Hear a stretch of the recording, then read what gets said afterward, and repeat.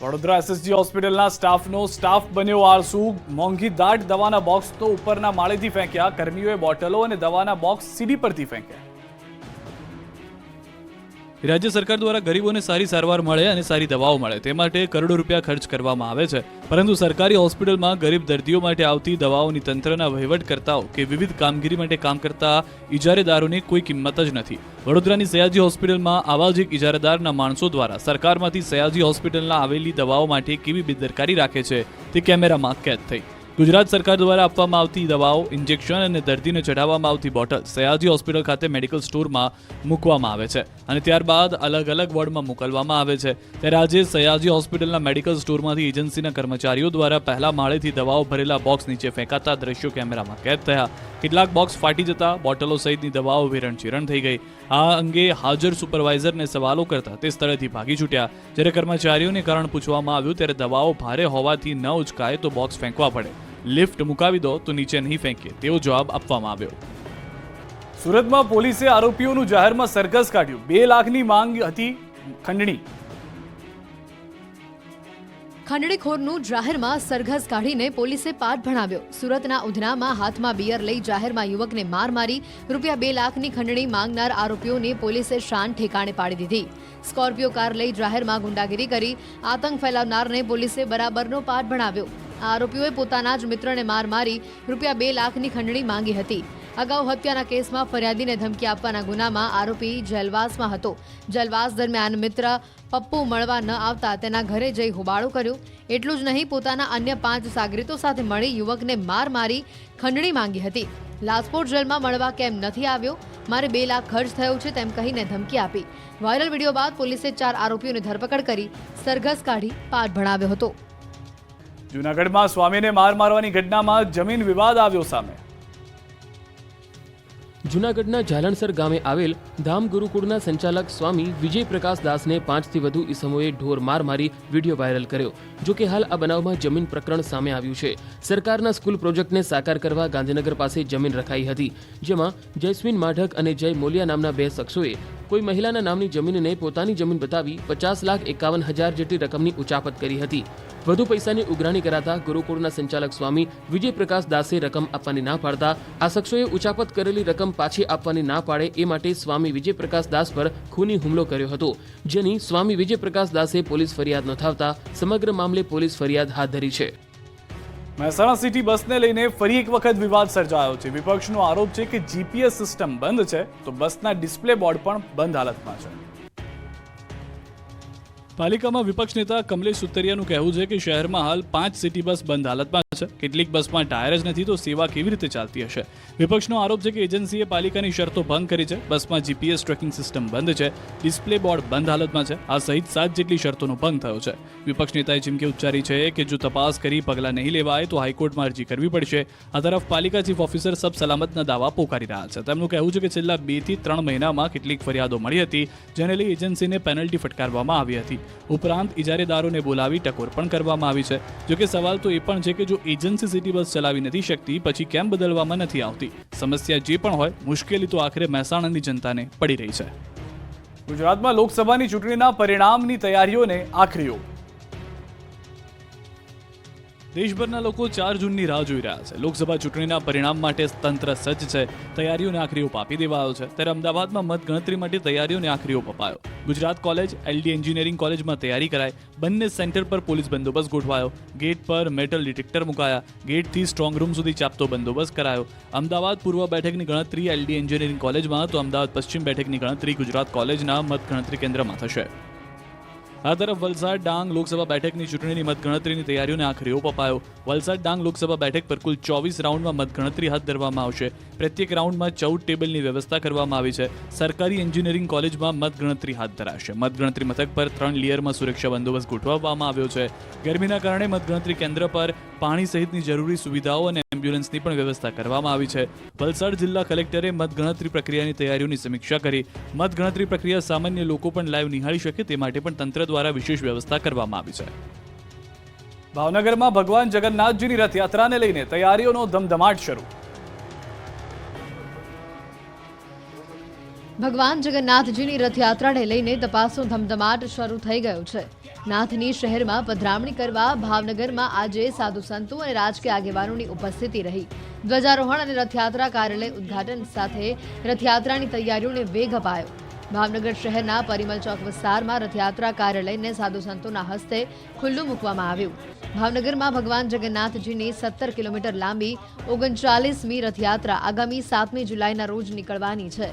ત્યારે સાધુ સંતો અને રાજકીય આગેવાનોની ઉપસ્થિતિ, ધ્વજારોહણ અને રથયાત્રા કાર્યાલય ઉદ્ઘાટનની સાથે રથયાત્રાની તૈયારીઓને પણ વેગ આપવામાં આવ્યો. આ પ્રસંગે સ્વયંસેવકો પણ તૈયારીમાં લાગી ગયા. આગામી દિવસોમાં ભાવેણાના માર્ગ પર આકર્ષણ હોર્ડિંગ્સ અને ધજા પતાકાઓ લગાવવાની કામગીરી પૂરજોશમાં શરૂ કરવામાં આવશે. સુરતમાંથી ડ્રગ્સ ગાંજો ઝડપાયો. ડાર્ક વેબ ઓનલાઈનથી ચાલતો નશાનો કારોબાર. ગુજરાત જાણે નશાનું ગુજરાત બની ગયું હોય તેવું લાગી રહ્યું છે. હવે સુરતથી ડ્રગ્સ અને ગાંજો ઝડપાયો છે. 40 લાખથી વધુની કિંમતનું LSD ડ્રગ્સ હાઇબ્રિડ ગાંજો પકડાયો છે. પહેલી વખત ડાર્ક વે ઓનલાઈનથી ચાલતા નશાના કારોબારનો પર્દાફાશ થયો છે. પહેલી વખત LSD ડ્રગ્સનો જથ્થો પકડાયો છે. ડ્રગ્સની સાથે હાઇબ્રિડ ગાંજાનો જથ્થો પણ મળ્યો છે. ઓનલાઈન ડાર્ક વેબથી મંગાવવામાં આવતું હતું ડ્રગ્સ. અડાજણ વિસ્તારમાં આવેલ કૃષ્ણકુંજ સોસાયટીના એક મકાનમાંથી ઝડપી પાડ્યો ડ્રગ્સ અને ગાંજાનો જથ્થો. ડ્રગ્સના કારોબાર સાથે સંકળાયેલા આરોપી ફરાર છે. ફેસબુક કે અન્ય સોશિયલ મીડિયાના માધ્યમથી લોન લેતા પહેલા સાવધાન. આણંદના 5 વ્યક્તિઓ પાસેથી 1.46 લાખ પડાવ્યા. ફેસબુક કે અન્ય સોશિયલ મીડિયાના માધ્યમમાં લોનની ભ્રામક જાહેરાતમાં ન આવતા મોગરીમાં રહેતા 2 ભેજાબાજ મિત્રોએ પોતાના 4 સાગરીતોની મદદથી 5 વ્યક્તિઓ સાથે કુલ રૂપિયા 1.46 લાખનું સાયબર ફ્રોડ આચર્યું છે. આ ગેંગ ફેસબુકમાં ખોટા નામથી એકાઉન્ટ બનાવી તેમાં લોન મેળવવા માટેની ભ્રમિત જાહેરાત પોસ્ટ કરી લોન આપવાના બહાને લોકો પાસેથી નાણાં પડાવતા હતા. આ અંગે વિદ્યાનગર પોલીસે છેતરપિંડીનો ગુનો નોંધી તપાસ હાથ ધરી છે. આણંદ તાલુકાના મોગરી ગામમાં આવેલા સહકાર સોસાયટીમાં રહેતા વિશાલભાઈ મહીજીભાઈ વણકર અને હર્ષિત અશોકભાઈ સોલંકી ખોટા નામે ફેસબુકમાં એકાઉન્ટ બનાવી તેમાં લોન મેળવવા માટેની ભ્રમિત જાહેરાત પોસ્ટ કરી લોન આપવાના બહાને લોકો પાસેથી નાણાં પડાવી સાયબર ફ્રોડ આચરતા હોવાની બાતમી વિદ્યાનગર પોલીસને મળી હતી. જેથી પોલીસે આ બંનેને બોલાવી પૂછપરછ કરી, જેમાં વિશાલે લોકોને લોન આપવાની ફેસબુકમાં ભ્રામક જાહેરાત પોસ્ટ કરી હતી. લોન આપવાના બહાને લોકો પાસેથી નાણાં મેળવી સાયબર ફ્રોડ કરી નાણાં કમાવાની વાત સૌપ્રથમ હર્ષિતને કરી હતી. બાદમાં અન્યોને આ સાયબર ફ્રોડ આચરવા માટે ગેંગમાં જોડ્યા હતા. જે બાદ તેઓએ ભેગા મળીને હર્ષિતના ફેસબુક એકાઉન્ટ હર્ષિત બેડ બોયનું નામ બદલીને અમિત પટેલ કર્યું હતું અને તે ફેસબુક એકાઉન્ટ પરથી લોન અંગેની જાહેરાત પોસ્ટ કરવા લાગ્યા હતા. લોન આપવાની જાહેરાતો થકી જુદા જુદા બેંક એકાઉન્ટના UPI QR કોડ મોકલી લોગિન કરાવી નાણાં મેળવી લોન મેળવવા માટે સિબિલ સ્કોર ઓછો પડે છે તેવી ખોટી વાતો કરી સિબિલ સ્કોર ઓછો હોય તો પણ લોન મેળવવા માટે અમુક રૂપિયા ભરવાની, લોન મળી જશે તેવી લોભામણી વાતો કરીને લોકો પાસે નાણાં ભરાવી રૂપિયા 1.46 લાખ પડાવી લીધા. અંકલેશ્વરથી સમાચાર. નહેરમાં બાળકોની જોખમી છલાંગ. નહેરમાં જીવના જોખમે નાતા નજરે પડ્યા બાળકો. નહેરમાં નાહી રહેલા બાળકોનો વિડીયો વાયરલ થયો છે. અંકલેશ્વર નજીકથી નહેરમાં નજરે પડ્યા છે આ બાળકો. હાલમાં કોઈ દુર્ઘટનાના સમાચાર નથી, પરંતુ કોઈ મોટી દુર્ઘટના સર્જાય તે પહેલા અહીંયા આગળ આ બાળકોને નહેરમાં જતા બંધ કરવામાં આવે તેવી માંગ ઉઠી છે. નવસારીમાં ખેડૂતો માટે સોનપરી કેરી સાબિત થશે સોનાની ખાણ. એક ફળનું વજન 500 ગ્રામ. કેસર હાફૂસની મીઠાશ ફિક્કી પડશે, સ્વાદમાં આંગળા ચાટતા રહી જશે.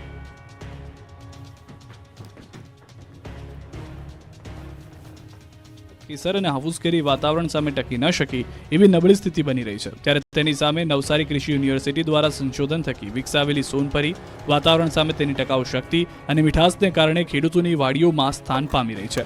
નવસારીના એથાણ ગામના ખેડૂત રાહુલ નાયક પરંપરાગત કેસરને બદલે વૈજ્ઞાનિક પદ્ધતિથી સોનપરીના ઝાડોનું વાવેતર કરી બદલાતા વાતાવરણ પણ સારી આવક મેળવી રહ્યા છે. નવસારી કૃષિ યુનિવર્સિટી દ્વારા સંશોધન થકી 500 ગ્રામ જેટલું વજન ધરાવતી સોનપરી નામની કેરી પકાવવામાં આવી રહી છે અને આ કેરીની ડિમાન્ડ એટલી વધારે છે કે તેની ખરીદવા માટે પ્રી ઓર્ડર આપવા પડે છે. આ વર્ષે હીટવેવ અને બદલાતા વાતાવરણને લીધે પરંપરાગત કેસર અને હાફૂસ કેરીને મોટું નુકસાન થયું છે. ત્યારે તેની સામે નવસારી કૃષિ યુનિવર્સિટી દ્વારા સંશોધન થકી વિકસાવેલી સોનપરી કેરી વાતાવરણ સામે તેની ટકાઉ શક્તિ અને મીઠાશને કારણે ખેડૂતોની વાડીઓમાં સ્થાન પામી રહી છે. સોનપરીની મીઠાશ સામે હાફૂસ અને કેસર પણ ફીકી પડતા રાહુલભાઈએ પોતાની વાડીમાં પણ ધીરે ધીરે સોનપરીના ઝાડો વધારતા ગયા છે. બજારમાં સોનપરીના ભાવ પણ પ્રતિ મણ 3000 થી 5000 રૂપિયાથી વધુ મળી રહ્યા છે. જામનગરની શોભા વધારતા લાખોટા તળાવનો ઇતિહાસ ભૂસી નાખવા તંત્રની કવાયત. જામનગર શહેરની બરાબર મધ્યમાં આવેલું લાખોટા તળાવ 5 લાખ ચોરસ મીટરમાં અને 3 ભાગમાં વહેંચાયેલું છે. આ તળાવ નગરની શોભામાં અભિવૃદ્ધિ કરે છે. જામનગરની આન બાન અને શાન કહેવાતા તળાવનો ઇતિહાસ ભૂસી નાખવા તંત્ર કવાયત કરી રહ્યું છે. લાખોટા તળાવના પાર્ટ 2 બ્યુટિફિકેશનમાં થાળી ભાગીને વાટકો કરવા જેવો ઘાટ ઘડાયો છે. તળાવમાં ખોદીને માટી કાઢવાને બદલે અન્ય જગ્યાએથી માટી નખાતી હોવાનો વિપક્ષનો આરોપ છે.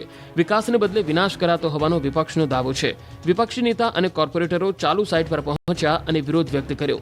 તળાવની ફરતે 20 ફૂટ જેટલી ભરતી કરી મહાનગરપાલિકા દ્વારા બનાવાઈ રહ્યો છે વોકવે. 30 કરોડના ખર્ચે અન્ય તળાવો પણ નિર્માણ થાય તે પ્રકારે કોર્પોરેશને કરવું જોઈએ તેવી વિપક્ષની શિખામણ. રાજાશાહી વખતના તળાવને પૂરીને વિકાસના નામે વિનાશ થઈ રહ્યો હોવાનો વિપક્ષે દાવો કર્યો. કોર્પોરેશનના સત્તાધીશોના વહીવટ સામે આક્ષેપ સાથે જન આંદોલન છેડવાનો વિપક્ષે હુંકાર ભર્યો. વલસાડ જિલ્લાના વેલવાગડમાં આધુનિક સ્પોર્ટ્સ કોમ્પ્લેક્સનું ઉદ્ઘાટન કરાયું. વલસાડ જિલ્લાના પરિયા નજીક વેલવાગડમાં રાજ્યના બે મંત્રીઓની હાજરીમાં આધુનિક સ્પોર્ટ્સ કોમ્પ્લેક્સનું ઉદ્ઘાટન કરવામાં આવ્યું. વેલવાગડમાં બગવાડા જૈન પરગણા જૈન એજ્યુકેશન સોસાયટી દ્વારા નિર્માણ પામેલ આધુનિક સ્પોર્ટ્સ કોમ્પ્લેક્સનું ઉદ્ઘાટન કર્યું. આ સ્પોર્ટ્સ કોમ્પ્લેક્સમાં વિવિધ રમતો માટે સુવિધા ઊભી કરવામાં આવી. સાથે જ મંત્રીઓએ આધુનિક પેવેલિયનનું ખાતમુહૂર્ત પણ કર્યું. સોસાયટી દ્વારા આ વિસ્તારના જૈન અને નોન જૈન બાળકો માટે અનેક પ્રવૃત્તિઓ અને કાર્યક્રમો યોજાયા છે. સાથે જ બાળકોના ઉજ્જવળ ભવિષ્ય માટે પણ આ પ્રયાસો હાથ ધરવામાં આવે છે. જે નિમિત્તે સમાજ દ્વારા 10 એકરમાં આધુનિક G.H. શાહ સ્પોર્ટ્સ કોમ્પ્લેક્સનું નિર્માણ કરવામાં આવ્યું છે. સાથે જ ક્રિકેટ ટુર્નામેન્ટનો પણ આરંભ કરવામાં આવ્યો છે. આ પ્રસંગે રાજ્યના નાણામંત્રી કનુભાઈ દેસાઈ અને ગૃહમંત્રી હર્ષ સંઘવીએ પણ આ સ્પોર્ટ્સ કોમ્પ્લેક્સના ઉદ્ઘાટન સમારોહમાં ફટકાબાજી કરી આયોજકોનો ઉત્સાહ વધાર્યો હતો. હિંમતનગરમાં રાજ્યકક્ષાની સ્વિમિંગ સ્પર્ધામાં 3000 યુવતીઓએ દેખાડ્યો દમ. ખેલ મહાકુંભ 2.0 અંતર્ગત સમગ્ર રાજ્યમાં વિવિધ પ્રકારની રમતોનું આયોજન કરવામાં આવ્યું છે. જેમાં હિંમતનગરના સાબર સ્ટેડિયમ ખાતે રાજ્યકક્ષાની સ્વિમિંગ સ્પર્ધાનું આયોજન કરવામાં આવ્યું હતું. આ સ્પર્ધામાં સમગ્ર રાજ્યના 30 જિલ્લાના 3000થી વધુ સ્વિમર યુવતીઓ અને યુવકોએ ભાગ લીધો હતો. અંડર 14, અંડર 17 અને ઓપન ગ્રુપના સ્પર્ધકોએ ભાગ લીધો. રમતવીરો રાજ્યકક્ષાએ નેશનલ અને ઇન્ટરનેશનલ લેવલે આગળ વધે અને ઓલિમ્પિક માટે પણ તૈયારી કરે તે માટે આ ખેલ મહાકુંભનું આયોજન કરવામાં આવ્યું છે. વિજેતાઓ ઓલિમ્પિક અને ઇન્ટરનેશનલ લેવલે પોતાનું પ્રદર્શન બતાવશે. નેશનલ કક્ષાએ અને ઓલિમ્પિક કક્ષાએ ભાગ લઈને તેમનું તથા ભારત દેશનું નામ રોશન કરે તે માટે મહેનત કરી રહ્યા છે. વલસાડ ડાંગ લોકસભા બેઠકની ચૂંટણીની મતગણતરીની તૈયારીઓને આખરી ઓપ અપાયો છે. વલસાડ ડાંગ લોકસભા બેઠક પર કુલ 24 રાઉન્ડમાં મતગણતરી હાથ ધરવામાં આવશે. પ્રત્યેક રાઉન્ડમાં 14 ટેબલની વ્યવસ્થા કરવામાં આવી છે. મતગણતરી કેન્દ્રમાં મોબાઈલ લઈ જવા પર પ્રતિબંધ મૂકવામાં આવ્યો છે. સરકારી એન્જિનિયરિંગ કોલેજમાં મતગણતરી હાથ ધરાશે. મતગણતરી મથક પર 3 લેયરમાં સુરક્ષા બંદોબસ્ત ગોઠવવામાં આવશે. ગરમીના કારણે મતગણતરી મથક પર પાણી સહિતની જરૂરી સુવિધાઓ અને એમ્બ્યુલન્સની પણ વ્યવસ્થા કરવામાં આવી છે. વલસાડ જિલ્લા કલેક્ટરે મતગણતરી પ્રક્રિયાની તૈયારીઓની સમીક્ષા કરી. મતગણતરી પ્રક્રિયા સામાન્ય લોકો પણ લાઈવ નિહાળી શકે તે માટે પણ તંત્ર દ્વારા વિશેષ વ્યવસ્થા કરવામાં આવી છે. સંઘ પ્રદેશ દમણ અને દીવ સાથે સાથે દાદરાનગર હવેલીમાં મતગણતરી માટે પ્રશાસન દ્વારા તૈયારીઓને આખરી ઓપ અપાયો છે. દમણમાં થયેલા મતદાનની મતગણતરી દમણની TTI કોલેજમાં થશે, જ્યારે દીવમાં થયેલા મતદાનની મતગણતરી દીવમાં થશે. સાથે જ દાદરાનગર હવેલીની મતગણતરી સેલવાસની કરાડ કોલેજમાં હાથ ધરવામાં આવશે. દમણ દીવ લોકસભા બેઠકની મતગણતરી 12 ટેબલમાં 9 રાઉન્ડમાં પૂરી થઈ જશે, જ્યારે દીવ મતગણતરી પ્રક્રિયા કેન્દ્ર પર 10 ટેબલ પર કુલ 5 રાઉન્ડમાં જ પૂર્ણ થશે, જ્યારે દાદરાનગર હવેલી લોકસભા બેઠકની મતગણતરી માટે કુલ 14 ટેબલ પર 23 રાઉન્ડમાં મતગણતરી પૂર્ણ થશે. મતગણતરી શાંતિપૂર્ણ માહોલમાં પૂરી થાય તે માટે 3 લેયરમાં ચુસ્ત સુરક્ષા બંદોબસ્ત ગોઠવવામાં આવ્યો છે.